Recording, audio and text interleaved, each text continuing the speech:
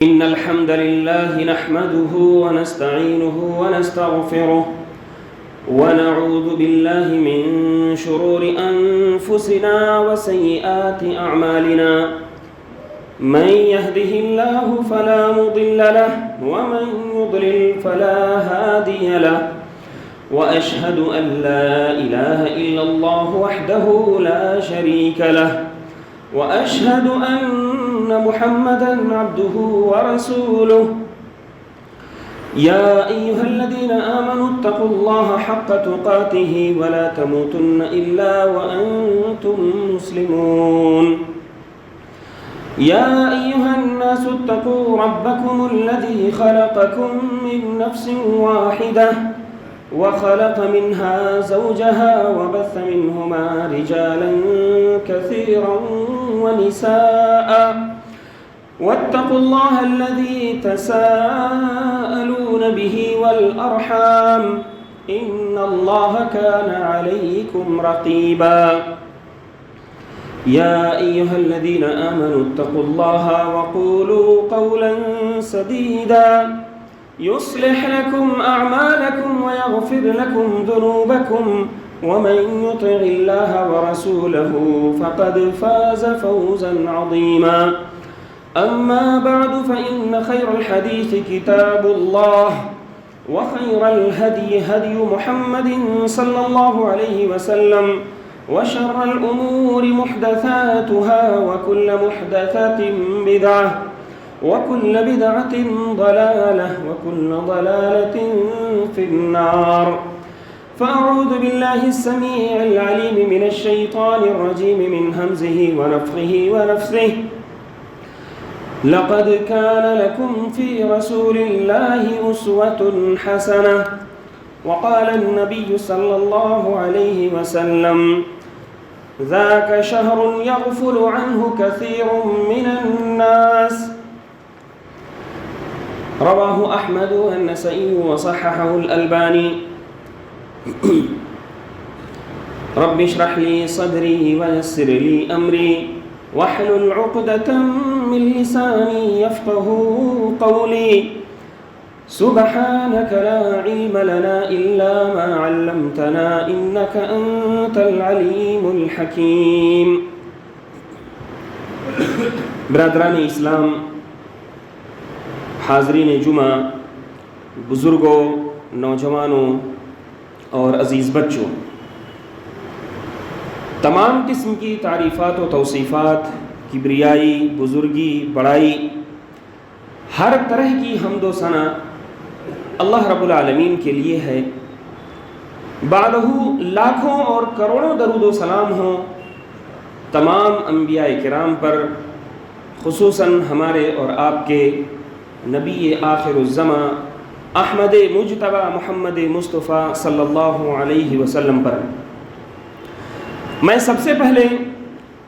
اپنے نفس کو اور آپ سب کو تقوی کی وصیت کرتا ہوں، تقوی کی نصیحت کرتا ہوں کہ وہ تقوی ہے جو ہمارے لیے اس سفر پر، ہم جس سفر پر گامزن ہیں، آخرت کی طرف ہم بڑھ رہے ہیں، اس سفر کے لیے سب سے بہترین توشہ ہے، اس سفر کا سب سے بہترین سامان سفر ہے۔ فَإِنَّ خَيْرَ الزَّادِ التَّقْوَى، یہی وہ تقوی ہے جو ہمیں، چاہے ہم اکیلے میں ہوں، چاہے ہم خلوت میں ہوں، چاہے ہم جلوت میں ہوں، چاہے ہم محفل میں ہوں، چاہے ہم تنہائی میں ہوں، یہی وہ تقوی ہمیں ایک انسان بناتا ہے، ہمیں ایک مسلمان بناتا ہے، اور اسی تقوی کی ہمیں ہر وقت ضرورت ہوتی ہے۔ آج ہم جس مہینے سے گزر رہے ہیں وہ شعبان کا مہینہ ہے۔ شعبان کا یہ وہ مہینہ جس کے بارے میں، جس کی فضیلتوں کے بارے میں بہت سارے لوگوں کو علم نہیں ہے۔ یہی وجہ ہے کہ یہ شعبان کا مہینہ، یہ لوگوں کے یہاں اس کی حقیقی فضیلتوں سے زیادہ یہ بدعتوں کا مہینہ، خرافات کا مہینہ، اور اسی طرح سے بازاری چیزوں پہ سیل اور بازاری چیزوں پہ الگ الگ قسم کے آفر کا مہینہ بن کر کے رہ گیا ہے۔ حتیٰ کی حالت تو یہ ہو گئی ہے کہ وہ چیزیں، وہ چراغاں، وہ کمکمیں اور اسی طرح سے آتش بازیاں جو غیروں کی پہچان ہوا کرتی تھیں، آج شعبان کے مہینے میں وہ ہماری پہچان ہو گئی ہیں۔ میرے بھائیوں، ضرورت اس بات کی ہے کہ ہم لوٹیں اپنے نبی آخر الزماں حضرت محمد مصطفیٰ صلی اللہ علیہ وسلم کے اسوہ حسنہ کی طرف اور دیکھیں کہ یہ مہینہ آخر کس کام کے لیے ہوا کرتا تھا۔ نبی کریم صلی اللہ علیہ وسلم کا اسوہ حسنہ کیا کہتا ہے کہ اس مہینے میں ہمیں کیا کرنا چاہیے؟ تو ہم دیکھتے ہیں کہ اللہ کے رسول صلی اللہ علیہ وسلم اس مہینے میں، شعبان کے اس مہینے میں کثرت سے روزوں کا اہتمام کیا کرتے تھے۔ آپ کے روزوں کے اہتمام کی یہ حالت ہوتی تھی کہ اما عائشہ رضی اللہ عنہا کو کہنا پڑا کہ کان یصوم شعبان کلہ، کہ آپ صلی اللہ علیہ وسلم ایسا لگتا تھا کہ جیسے شعبان کے پورے مہینے کا آپ روزہ رکھ رہے ہیں۔ ایک روایت میں آتا ہے کہ اللہ کے رسول صلی اللہ علیہ وسلم سے حضرت اسامہ رضی اللہ تعالی عنہ نے پوچھا کہ اللہ کے رسول صلی اللہ علیہ وسلم، لم اراک تصوم فی شعبان کما تصوم، لم اراک تصوم فی شعبان کما لا تصوم فی شہر غیرہ، کہ اے اللہ کے رسول صلی اللہ علیہ وسلم، میں دیکھتا ہوں کہ آپ شعبان میں اتنی کثرت سے جو روزہ رکھتے ہیں، سال کے کسی اور مہینوں میں اتنی کثرت سے روزہ نہیں رکھا کرتے ہیں، آخر اس کی کیا وجہ ہے؟ اللہ کے رسول صلی اللہ علیہ وسلم نے حضرت اسامہ بن زید سے فرمایا کہ اے اسامہ، یہ وہ مہینہ ہے جو رجب اور رمضان کے درمیان آتا ہے، اور اسی وجہ سے لوگ غفلت کا شکار ہو جاتے ہیں اس مہینے میں۔ یہ رجب کا مہینہ آپ جانتے ہیں حرمت والے مہینوں میں سے ہے، ان مہینوں میں سے ہے جو سال کے اندر 4 مہینے حرمت والے ہوتے ہیں جن میں لوگ حج کے لیے جاتے ہیں، اور یہ رجب کا مہینہ جو تنہا اکیلا حرمت والا مہینہ ہوتا ہے، زمانے جاہلیت کے اندر بھی اس کا کثرت سے اہتمام کیا جاتا تھا، اس کی حرمت کا خیال رکھا جاتا تھا، حتیٰ کہ رجب کے معنی ہی ہوتے ہیں ترجیب اور حرمت اور تعظیم کا مہینہ۔ آپ صلی اللہ علیہ وسلم نے فرمایا کہ لوگ اس مہینے کا تو ویسے ہی کثرت سے اہتمام کرتے ہیں اور اس کے اندر برائیوں سے بچتے ہیں، لڑائی جھگڑوں سے بچتے ہیں، تو رجب کا مہینہ لوگ کثرت سے بسا اوقات عمرے کے لیے بھی جاتے ہیں، تو رجب کا مہینہ اس طرح سے اہتمام والا مہینہ ہو گیا، حرمت والا مہینہ ہو گیا۔ اور اس کے بعد شعبان کے بعد جو رمضان کا مہینہ آتا ہے، اس مہینے میں کا کیا کہنا، رمضان کا مہینہ، اس کی برکتوں کا، اس کی نعمتوں کا، اس کے اندر اعمال کی فضیلتوں کا کیا کہنا، اس سے تو ہر مسلمان واقف ہے۔ لوگ روزہ رکھتے ہیں، تراویح کا اہتمام کرتے ہیں، قرآن کی تلاوت کرتے ہیں، تو اس کی فضیلت کا کیا کہنا، اس سے تو ہر کوئی واقف ہے۔ ان دو فضیلت والے مہینوں کے درمیان یہ شعبان ایسا مہینہ ہو جاتا ہے کہ لوگ اس میں غفلت کا شکار ہو جاتے ہیں، اور میں چاہتا ہوں کہ جب لوگ غفلت کا شکار ہوں تو میں اعمال صالحہ کرتا جاؤں۔ آپ دیکھیں کہ غفلت کے اوقات میں نیک اعمال کی فضیلت کتنی زیادہ بڑھ جاتی ہے۔ غفلت کے اوقات میں جب لوگ رات کی تاریکیوں میں سوئے ہوتے ہیں، پوری دنیا سوئی ہوتی ہے، اللہ رب العالمین آسمان دنیا پر نزول فرماتا ہے، آخری آسمان پر نزول فرماتا ہے اور ندا دیتا ہے، پکارتا ہے کہ ہے کوئی مغفرت طلب کرنے والا میں اس کو بخش دوں، ہے کوئی مجھ سے کچھ مانگنے والا میں اس کو عطا کر دوں۔ یہ وہ وقت ہوتا ہے فجر سے پہلے کا وقت جو عام طور سے لوگ نیند کا، غفلت کا شکار ہوتے ہیں، اور وہی وقت سب سے فضیلت کا وقت ہوتا ہے۔ اس میں اللہ رب العالمین اس آدمی کی عبادت کو قبول فرماتا ہے جو رات کی تاریکی میں اٹھتا ہے، وضو کرتا ہے، نماز پڑھتا ہے، تو غفلت کے اوقات میں اعمال صالحہ کرنے کا یہ ثواب ہوتا ہے۔ اسی طرح سے غفلت کے اوقات میں جب لوگ نیک اعمال سے دور ہوں، لوگ اچھائیوں سے دور ہوں، وہاں جا کر کے اچھائیاں کرنا اور اچھائیوں کا جو ہے سہارا بننا، اچھائیوں کو سپورٹ کرنا، یہ بڑی فضیلت والی بات ہوتی ہے۔ آج اس سماج اور معاشرے میں جہاں بے حیائی عام ہو، جہاں بے پردگی عام ہو، وہاں کسی کے گھر پہ پردے کا اہتمام ہو رہا ہو، وہ زیادہ فضیلت والا ہوتا ہے۔ اسی طرح سے غفلت کے اوقات میں اعمال صالحہ کہ ہر وقت اس کی فضیلت بڑھ جاتی ہے۔ ایک پہاڑ پر جہاں کوئی نہ آباد ہو وہاں جا کر کے ایک شخص کا اذان دینا اور 2 رکعت نماز پڑھنا، یہ وہ فضیلت کا مقام ہوتا ہے کہ اور جگہوں کو وہ فضیلت حاصل نہیں ہوتی ہے۔ یہی وجہ ہے کہ شعبان کو فضیلت حاصل ہے کہ اللہ کے رسول صلی اللہ علیہ وسلم اس شعبان کے مہینے میں کثرت سے روزہ رکھا کرتے تھے۔ اللہ کے رسول صلی اللہ علیہ وسلم مزید یہ بھی فرماتے ہیں کہ یہی وہ مہینہ ہے جس مہینے میں لوگوں کے اعمال اللہ رب العالمین کے یہاں اٹھائے جاتے ہیں۔ ہر سال، ایک سال میں جب انسان کے اعمال کا کچا چٹھا اللہ رب العالمین کی دربار میں پیش کیا جاتا ہے تو یہی شعبان کا مہینہ ہوتا ہے۔ اللہ رب العالمین کے ہاں ویسے تو انسان کے اعمال کی پیشی ڈیلی بیس پر بھی ہوتی ہے، مہینے کے اندر بھی ہوتی ہے، 13، 14، 15 تاریخ کو ڈیلی انسان کے اعمال کی پیشی اللہ کے ہاں عصر کے وقت میں، فجر کے وقت میں ہوتی ہے۔ اسی طرح سے ہفتے میں انسان کے اعمال کی پیشی اللہ رب العالمین کے ہاں پیر اور جمعرات کو ہوتی ہے۔ اللہ کے رسول صلی اللہ علیہ وسلم کہتے ہیں، فرماتے ہیں کہ میں چاہتا ہوں کہ جب سالانہ میرے اعمال کی پیشی اللہ کے دربار میں ہو تو میری حالت ایسی ہو کہ میں اللہ کے ہاں روزہ دار بنا کر کے پیش کیا جاؤں۔ آپ جانتے ہیں کہ آپ اپنے کام، آپ اپنے اعمال، آپ اپنے پروجیکٹ کی کوئی فائل اپنے کسی آگے کو بڑھاتے ہیں تو کوشش یہ ہوتی ہے کہ فائل کا آخری جملہ بہترین جملہ ہو، جہاں پر مہر ہو، جہاں پر آپ کی فائل ختم ہو رہی ہو وہاں ایک اچھا جملہ ہو۔ اسی طرح سے جب انسان کے اعمال کی فائل اللہ رب العالمین کے ہاں پہنچے تو وہ غفلت والا انسان نہ ہو بلکہ وہ روزے دار انسان ہو۔ وہ انسان ایسے عمل کی حالت میں اللہ رب العالمین کے ہاں اس کے اعمال پہنچ رہے ہیں، اس کی فائل پہنچ رہی ہے جس عمل کے بارے میں اللہ رب العالمین نے فرمایا الصوم لی وانا اجزی بہ، روزہ تو پورا کا پورا میرے لیے ہوتا ہے اور میں ہی اس کی جزا دینے والا ہوں۔ تو ایسی حالت میں انسان کے نامہ اعمال اللہ رب العالمین کے ہاں پہنچنے چاہیے۔ میرے بھائیوں، تو اس سے ثابت ہوا کہ شعبان کے مہینے میں ہم کو زیادہ سے زیادہ روزوں کا اہتمام کرنا چاہیے، اور ان روزوں کا اہتمام یوں ہی نہیں ہوتا ہے، اس کی بہت بڑی لاجک ہے، اس کے پیچھے ایک عقل مندی چھپی ہوئی ہے کہ ایک انسان جب سال کے 12 مہینے رمضان ختم ہونے کے بعد، عید کے بعد، بقرعید کے بعد تقریباً 10 مہینوں تک وہ غفلت کا شکار ہوتا ہے۔ کتنے لوگ ایسے ہیں کہ انہیں قرآن کے ایک پارے کی تلاوت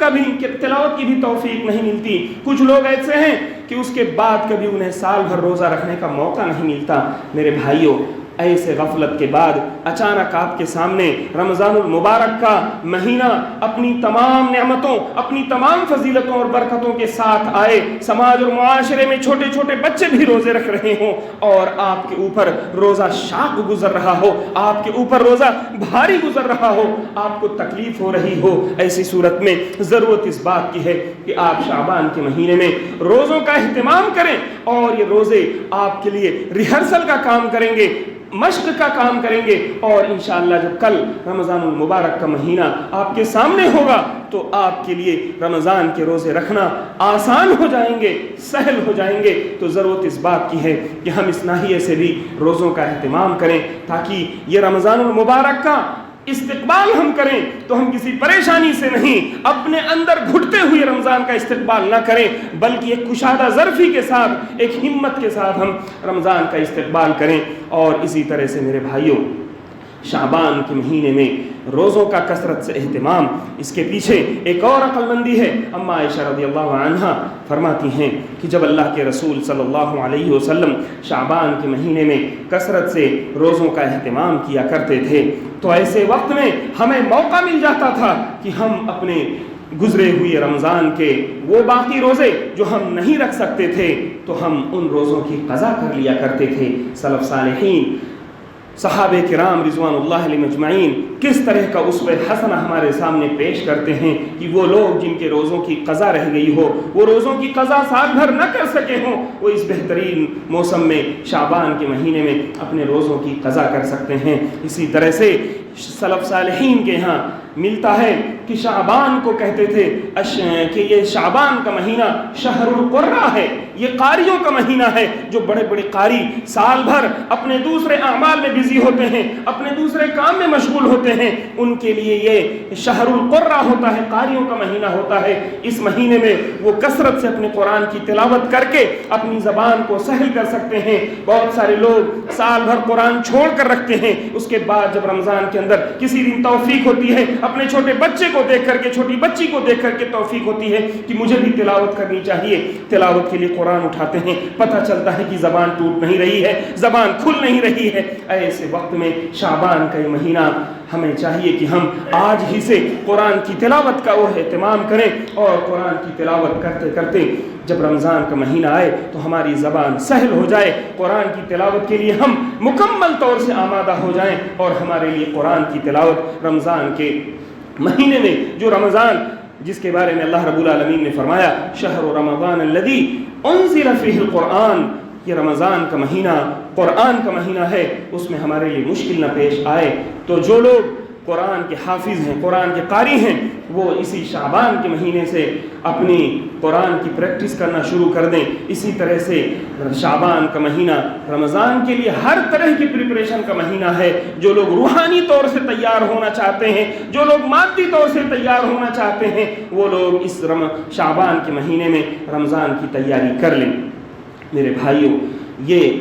سلف صالحین اور اللہ کے رسول صلی اللہ علیہ وسلم کے اسوہ حسنہ میں شعبان کا یہ مقام و مرتبہ ہے۔ تو ضرورت اس بات کی ہے کہ ہم اللہ کے رسول صلی اللہ علیہ وسلم کے اسوہ حسنہ کو سمجھیں اور دیکھیں کہ اللہ کے رسول صلی اللہ علیہ وسلم کس طرح سے اس مہینے کا اہتمام کیا کرتے تھے۔ اور میرے بھائیوں، شعبان کے اس مہینے میں جب ہم دیکھتے ہیں کہ ہم لوگوں نے اس مہینے کو اللہ کے رسول صلی اللہ علیہ وسلم کے اسوہ حسنہ سے زیادہ کسی اور چیز کا مہینہ بنا دیا ہے، تو ایسی صورت میں ضرورت اس بات کی ہے کہ ہمارے سماج اور معاشرے کے وہ لوگ، ہمارے سماج اور معاشرے کے سربراہ لوگ اس چیز کو لوگوں کے اندر عام کریں۔ جب اللہ کے رسول صلی اللہ علیہ وسلم کی سنتیں عام ہوں گی، آپ صلی اللہ علیہ وسلم کا اسوہ حسنہ بڑھے گا، تو بدعتیں، خرافات ہمیشہ دبیں گی۔ تو ضرورت اس بات کی ہے کہ ہم اللہ کے رسول صلی اللہ علیہ وسلم کا اسوہ حسنہ لوگوں کے اندر عام کریں، اور لوگوں کو بتائیں کہ شعبان کا مہینہ یہ رمضان کی تیاری کا مہینہ ہوتا ہے۔ اور اس مہینے میں جب آپ جیسے نمازوں سے پہلے کچھ سنتیں ہوا کرتی ہیں، نماز جب ہم پڑھنے جاتے ہیں تو کچھ سنتیں ہوا کرتی ہیں جن کو سنن رواتب کہتے ہیں یا سنن قبلیہ ہوتی ہیں۔ آپ جب نماز پڑھنے جاتے ہیں تو ان سے پہلے اگر آپ ان سنتوں کا اہتمام کرتے ہیں، سنن رواتب کا اگر آپ اہتمام کرتے ہیں، اور سنن قبلیہ فرض نماز سے پہلے کچھ سنتیں ہوتی ہیں، اگر آپ ان کا اہتمام کرتے ہیں تو آپ یقین جانیں آپ کی فرض نماز بہت شاندار ہو جائے گی، خشوع خضوع سے بھر جائے گی، اور آپ کی فرض نماز زیادہ بہتر ہو جائے گی۔ تو اگر ہم سال کے 12 مہینے فرض نمازوں سے پہلے سنتوں سے غافل رہے تو یقین جانیں کہ یہ شعبان میں بھی ہم ان نفلی روزوں سے بھی غافل رہیں گے۔ تو جیسے ہم فرض نمازوں سے پہلے سنتوں کا اہتمام کرتے ہیں تاکہ ہماری فرض نماز بہتر ہو، خشوع خضوع ہمارا اس میں زیادہ ہو، ایسے ہی شعبان کے ان روزوں کا بھی ہمیں، ان نفلی روزوں کا بھی ہمیں سنن رواتب کے طور پر، سلف صالحین کہتے ہیں کہ شعبان میں کثرت سے روزہ رکھنا یہ دراصل رمضان کے روزوں کے لیے سنن رواتب کے قائم مقام ہے۔ تو ہمیں ان روزوں کا اہتمام کرنا چاہیے تاکہ ہمارا فرض روزہ جو رمضان میں آنے والا ہے وہ زیادہ بہتر ہو اور وہ ہمارے لیے آسان لگے۔ میرے بھائیوں،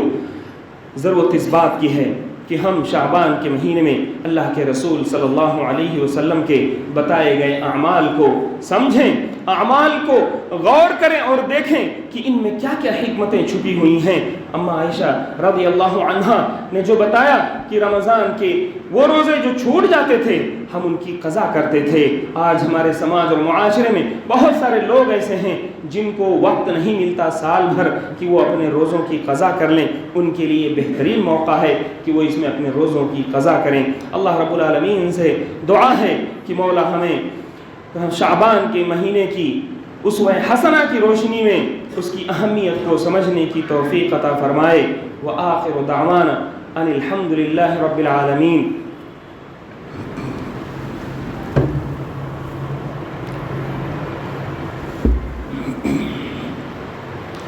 ان الحمد للہ نحمده ونستعینه ونستغفره ونعوذ بالله من شرور انفسنا وسيئات اعمالنا من يهده الله فلا مضل له ومن يضلل فلا هادي له واشهد ان لا اله الا الله وحده لا شريك له واشهد ان محمدا عبده ورسوله۔ برادران اسلام، شعبان کے اس مہینے میں خاص کر کے جب 15ویں شعبان آتی ہے تو لوگوں کے یہاں ایسے ایسے اعمال انجام دیے جاتے ہیں اور یہ سمجھا جاتا ہے کہ یہ 15ویں شعبان یہ دراصل یہ لیلۃ القدر کی رات ہے، یہ شب برات ہے۔ سب سے پہلے شب برات اس نام پہ ہی انسان کو اعتراض ہونا چاہیے کہ یہ شب برات یہ وہ لفظ ہے جو نہ تو قرآن پاک میں وارد ہو سکتا ہے اور نہ ہی حدیث رسول میں آ سکتا ہے۔ شب یہ فارسی کا لفظ ہے اور ہمارا مکمل دین عربی میں نازل ہوا ہے، اور اللہ کے رسول صلی اللہ علیہ وسلم کا فرمان بھی عربی میں ہے، تو یہ شب کا لفظ کہاں سے آیا؟ اور اسی طرح سے یہ برات کیا ہے؟ یہ برات اگر ہم اس کو سمجھتے ہیں کہ یہ برات سے ہے تو یہ شیعوں کا کام ہے کہ وہ ایک دوسرے سے برات کا اظہار کرتے ہیں۔ وہ لوگ صحابہ کرام رضوان اللہ علیہ مجمعین سے تبرہ کرتے ہیں، ان سے برات کا اظہار کرتے ہیں۔ تو شب برات ہمیں تو سب سے پہلے اس نام پر ہی اعتراض ہونا چاہیے کہ یہ شب برات یہ نام آیا کہاں سے؟ میرے بھائیوں، اللہ کے رسول صلی اللہ علیہ وسلم سے 15ویں شعبان کے سلسلے میں ایسی کوئی صحیح حدیث وارد نہیں ہے۔ سب سے پہلے اس رات کے سلسلے میں جتنی حدیثیں وارد ہیں وہ تمام کی تمام حدیثیں موضوع ہیں، من گھڑت ہیں، یا تو وہ حدیثیں ضعیف ہیں، کمزور ہیں۔ تو ہمیں چاہیے کہ ہم اللہ کے رسول صلی اللہ علیہ وسلم کی صحیح، سچی اور صریح حدیثوں کو اس سلسلے میں پیش کریں، اور اگر ایسی کوئی حدیث نہیں ہے تو ہم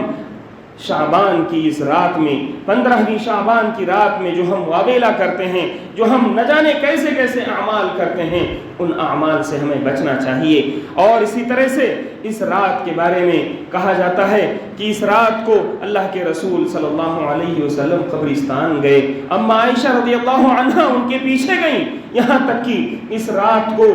ایسا عقیدہ لا کر کے پیش کیا جاتا ہے جن عقائد کا مسلمانوں کے دین سے کوئی تعلق ہی نہیں ہے۔ یہاں تک کہ اس رات کو لوگ قبرستان چلے جاتے ہیں اور اپنے گھروں میں اپنے مردوں کے لیے وہ کھانا بنا کر کے چلے جاتے ہیں، جو ان کے گھر کے بڑے بزرگ جو دنیا سے جا چکے، وہ جب زندہ تھے تو وہ کھانے، وہ پکوان کھایا کرتے تھے، اور اس امید پر رکھ کے چلے جاتے ہیں کہ ان کی روحیں آتی ہیں۔ نعوذ باللہ، ہمارا دین کسی کی روح کے واپس لوٹنے کا دین نہیں ہے۔ ہمارے ہاں یہ عقیدہ ہے کہ ایک انسان جب اس دنیا سے چلا گیا تو وہ تو نیک ہوا تو اعلیٰ علیین میں اس کی روح چلی جاتی ہے، اور نیک نہ ہوا، بد ہوا تو اس کی روح سجین میں چلی جاتی ہے۔ لیکن ہم یہ عقیدہ، یہ ہندوانہ عقیدہ جس کا ہمارے دین سے کوئی تعلق نہیں ہے، اس طرح کا عقیدہ ہم رکھتے ہیں۔ میرے بھائیوں، تو ضرورت اس بات کی ہے کہ ہم ان عقائد کا جو ہے اپنے اندر صفایا کریں، اور ان عقائد کا تصفیہ کر کے ہم سنت رسول کی بالادستی کو قائم کریں۔ اللہ کے رسول صلی اللہ علیہ وسلم کا اسوہ حسنہ جو ہمارے سامنے موجود ہے، ہم اس اسوہ حسنہ کی موجودگی میں شعبان کے مہینے میں کثرت سے روزوں کا اہتمام کریں اور بدعتوں سے دور رہیں۔ اسی طرح سے میرے بھائیوں، ضرورت اس بات کی ہے کہ ہم روزوں کی تیاری کریں، خواہ وہ روحانی تیاری ہو یا مادی تیاری ہو۔ اللہ رب العالمین ہمیں اس بات کی توفیق عطا فرمائے کہ اللہ رب العالمین آنے والے رمضان کو تو ہمارے لیے زیادہ بہتر رمضان بنائے، اور اسی طرح سے آج سے ہی ہمیں اس کی تیاری کی توفیق عطا فرما دے۔ اے اللہ رب العالمین، اس وقت دنیا میں مسلمان کسی بھی خطے میں اگر بری حالت میں ہیں تو اے اللہ رب العالمین ان کی حالت کو تو بہتری سے بدل دے۔ اے اللہ رب العالمین مسلمان دنیا میں کسی بھی حالت میں اگر ستائے جا رہے ہیں، اے اللہ تو ان کی غیب سے مدد فرما دے۔ اے اللہ تو ظالموں کے پنجے استبداد کو توڑ دے۔ اے اللہ رب العالمین ہم میں سے جو لوگ بیمار ہیں، اے اللہ تو انہیں شفائے کامل و عاجل عطا فرما دے۔ اے اللہ رب العالمین ہم میں سے جو لوگ قرض دار ہیں ان کی قرض کی ادائیگی کا تو بہترین انتظام فرما دے۔ اے اللہ رب العالمین ہم میں سے جو لوگ اس دنیا سے جا چکے ہیں تو ان کی قبروں کو نور سے بھر دے۔ اے اللہ رب العالمین تو ہمیں جب تک اس دنیا میں رکھ ایمان و اسلام پر رکھ، اور جب ہمارا خاتمہ ہو تو ایمان پر ہو۔ اقول قولی ھذا واستغفر اللہ لی ولکم ولسائر المسلمین فاستغفروه من كل ذنب انه هو الغفور الرحیم۔ اللهم اعز الاسلام والمسلمین واذل الشرك والمشركين ودمر اعداء الدين، اللهم دمر ديارهم، اللهم خذهم اخذ عزيز مقتدر يا رب العالمين۔ ان الله وملائكته يصلون على النبي يا ايها الذين امنوا صلوا عليه وسلموا تسليما، اللهم صل على محمد وعلى آل محمد كما صليت على إبراهيم وعلى آل إبراهيم إنك حميد مجيد۔ عباد الله رحمني ورحمكم الله، إن الله يأمر بالعدل والإحسان وإيتاء ذي القربى وينهى عن الفحشاء والمنكر والبغي يعظكم لعلكم تذكرون۔ اذكروا الله يذكركم وادعوه يستجب لكم ولذكر الله تعالى أعلى وأولى وأجل وأتم وأهم وأكبر، والله يعلم ما تصنعون۔